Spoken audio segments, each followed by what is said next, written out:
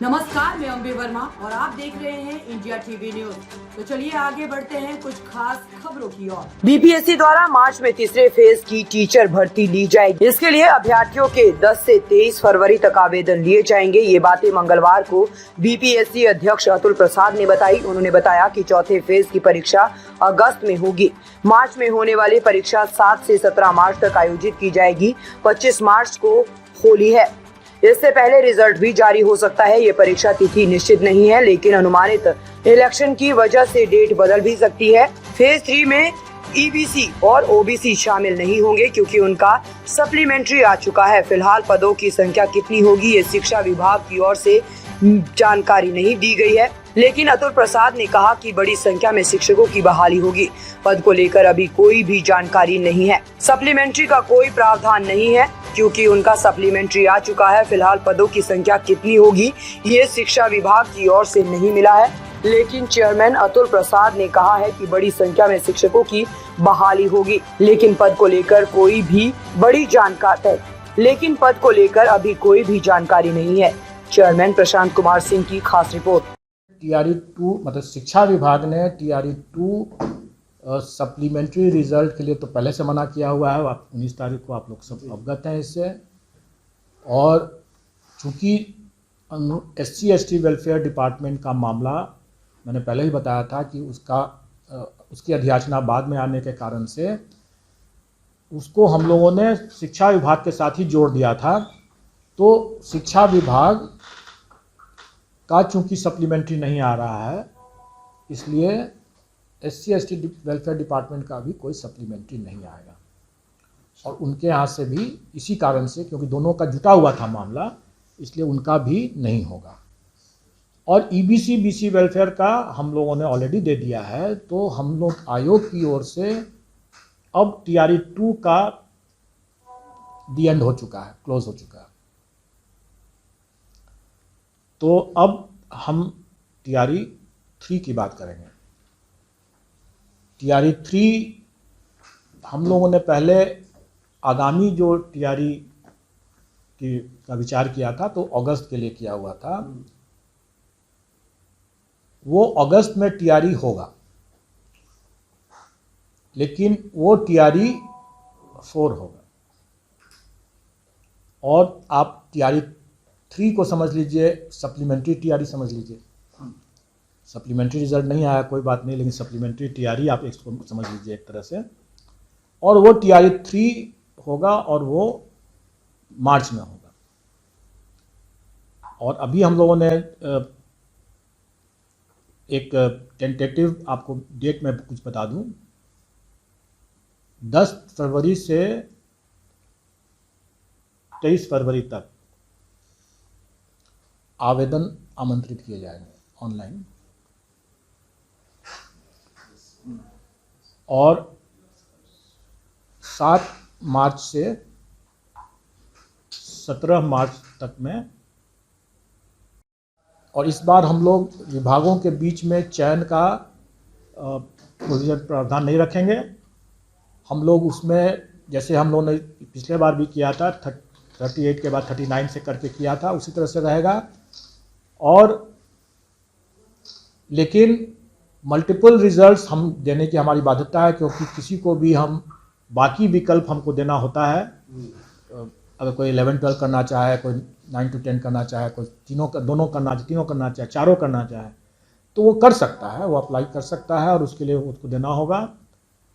और इसमें supplementary results का कोई प्रावधान नहीं रहेगा,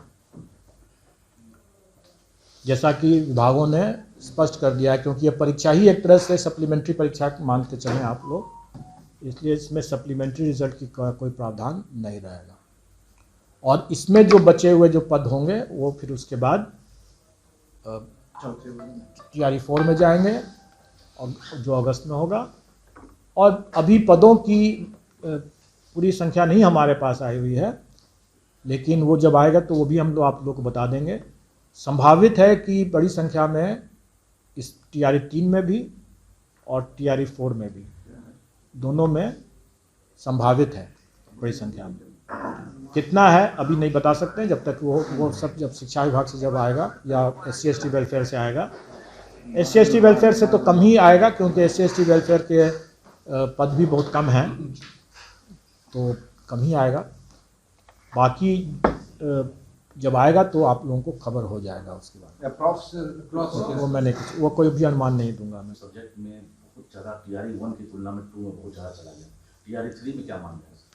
पहली बात तो ये कट ऑफ हम आयोग नहीं निर्धारित करती है, ये कट ऑफ तो कैंडिडेट खुद ही निर्धारित करते हैं।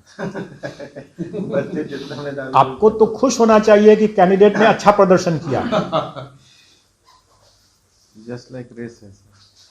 ये तो हम थोड़ी डिसाइड करते हैं। कई बार लोग ये समझते हैं कि हम लोगों ने कट ऑफ इतना हाई कर दिया। अरे हमने नहीं किया, कैंडिडेट ने खुद ऐसा परफॉर्मेंस किया कि वो कट ऑफ हाई हो गया। लेकिन आप इसको थोड़ा सा इस तरह से भी समझें कि प्रथम बार हम लोगों ने जो किया था, TRE 1 जब लिया था, तो उस समय कोई बहुत सी चीज़ों के बारे में लोगों की जानकारी नहीं थी।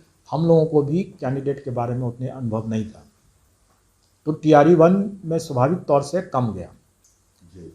TRE 2 में जब बातें हुई तो हम लोगों ने भी अपने परीक्षा के जो प्रश्नों का स्तर को थोड़ा सा नीचे करने की बात सोचा, क्योंकि हम लोगों को लगा कि थोड़ा ज़्यादा हो रहा है।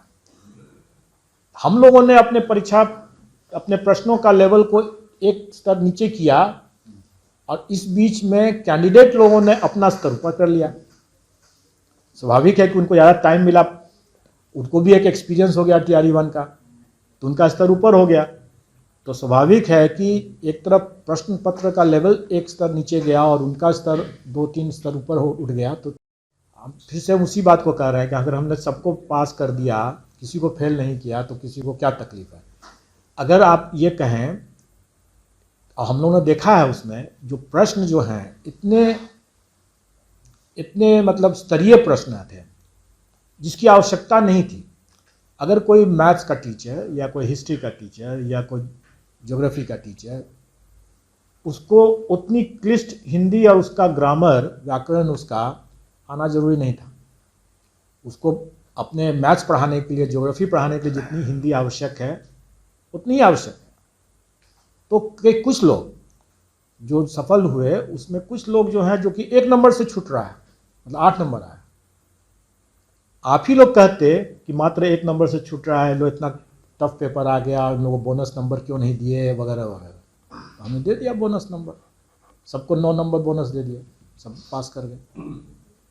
तो कोई पास अगर करता है, किसी को हमने फेल नहीं किया तो नहीं किया, किसी को उसके लिए तकलीफ नहीं होनी चाहिए। अब रही बात की TRE 3 में, स्वाभाविक है कि कभी भी जो क्वालिफाइंग पेपर है उसमें हम उसकी विद्वत्ता हमको देखना नहीं है, वो मेरा उद्देश्य नहीं है। हमको देखना है कि वो मिनिमम उसको उतना ज्ञान है कि नहीं है। तो वो मिनिमम देखने के लिए हम लोग भी लैंग्वेज के जो पार्ट होगा, जो 30 प्रश्न भाषा से संबंधित हो गया, उसमें हम लोग ध्यान रखेंगे कि ताज़ा खबरों से जुड़े रहने के लिए हमारे चैनल को सब्सक्राइब करें और बेल आइकन को दबाना ना भूलें, ताकि हर खबर की नोटिफिकेशन आपको मिलती रहे।